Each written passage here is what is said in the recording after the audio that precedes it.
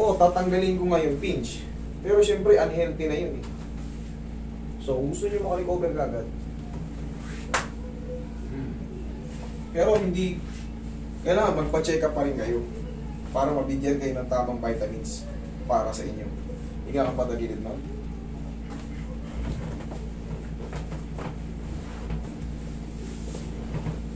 Mabilis na nga ako ngayon kasi na ano talaga po.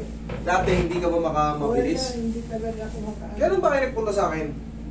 Anong buwan? October 16. October 16. November ano ba ngayon? 19. O isang buwan na rin pala, no? Okay, relax. Buwan naman. Itong kailangan natin mapuruhan eh. Nandito yung pinakatama niya. Ayan, L5, S1, ay, S1, L5, L4, L5. Baliktad. L4, L5, L5, S1. Doble-doble ang bilang. Ibig sabihin yun, up and down ng L5 mo, punit na, pirot na. Kaya inuulit-ulit. Sabi na sa'yo. Doctor, Yes po, merong annular pitch. sabi na po. May annular tear and annular or annulus is the same. Asymmetric disc bulge. Siyempre, mapupunit siya pag nagkaroon ng asymmetric. Pirat na siya. Sabi ko, nagbabago na ang katawagan yan. Pagka nagbago yung pagkapirat ng disc, magbabago yung tawag. Desiccation. Relax na. Yun. One more. Okay, tapa. Hindi, sinabi ko rin naman to sa inyo nun eh. Malaking bagay, kahit hindi sa akin galing, baka nga sa doktor, sinabi rin sa inyo yan eh. Pag may mga discompression kayo, kahit pa paano, mag-less kayo ng timbang. Kahit pa unti-unti lang, kahit mga ilang gramo-gramo lang. Pounds lang. Okay lang yun. Basta, nagli-less. Hindi yung paedad tayo ng paedad, pabigat ng pabigat. Huwag kayong umasa na hindi mawala yung mga agad. Relax.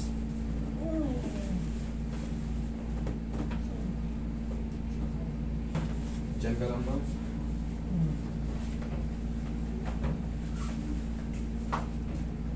Asymmetric disc bulge. Mural foraminal bilateral stenosis ang kaso ni ma'am. Doon naman yun sa mga central canal. Yung mga stenosis na yun. Yun yung direct to the brain. Yung desiccation kasi papagilid. Yung central canal, direct to the brain. Yan yung pag naipit talaga ng todo, magro-robot ka dyan. Ganyan siya pumasok Ganyan ng siya lalaki. maglakad. Yes po, because of neural foraminal stenosis. Ganun ang pakiramdam. Hindi katulad ng mga desiccation. Normal ano. Masakit siya pagilid. Pero pagka talaga apektado yung buong mundo mo. Wow. Hindi nila nakikita yung dumi. Yung nga nila nakakita. Tama? Relax lang ha. Inhale. Exhale. Yan. Hugot. Yan ka lang muna. Huwag tatayo. For the meantime, ang mararamdaman mo dyan, maliles yung mga feeling. Gaya ng nakaraang karate natin, kita nyo, mas humina siya. Kumbaga, mas na-bearable nyo. Pero gaya nga ng sabi ko, hindi yan totally kagad gumagaling. Magpa-vitamins pa kayo para yung mga na-decompress na disc, napakawalan niya rin yung mga pinch nerve sa tulong ng vitamina at bumili rin kayo ng back brace. Bumili kayo, no? Okay? For the meantime, malaking tulong sa inyo yun. Huwag kayong bibili ng large. Sa akin yung large, masikip. Dapat ang bili nyo, mga kayo, triple XL. Yung large sa akin imumuestra ko rin sa inyo. Kasi sa TikTok meron na, sakto lang sa akin yung large. Para nag-aagaw pa, ang balakang ko ngayon is 32. Nag-aagaw pa yun. Kung 32 ang balakang nyo, yung large, masikip. Kailangan mga triple XL o 4 XL. Kasi naman yung rubberized naman yung natutulog. Naman yun na-extend. So kahit XL ang bilhin nyo, okay lang. Kasi pagka pinili mo ng yan, XL lang. Mas, hindi Kulang. siya. Mas malaki yung balakang nyo sa akin eh.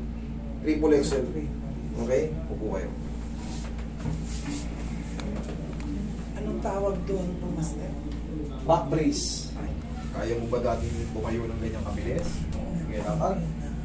Mas maganda siya. Thank you. Upo ka nga ulit. Kung unang punta na sa akin, hirap na hirap kumilos to eh. Okay, huwag ka tumukod. Ganito. O, di. Huwag pa bigla-bigla pag-upuan mo.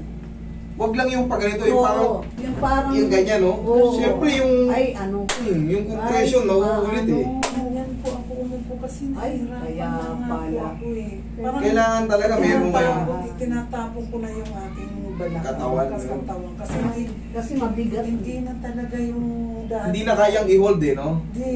Hindi mo kayang pigilin tigasan. Pero ngayon, oh, tingnan mo tayo ka. Oh. Kaya na natin yan, oh. Sige. Dahan-dahan. Kaya pagka ano, hindi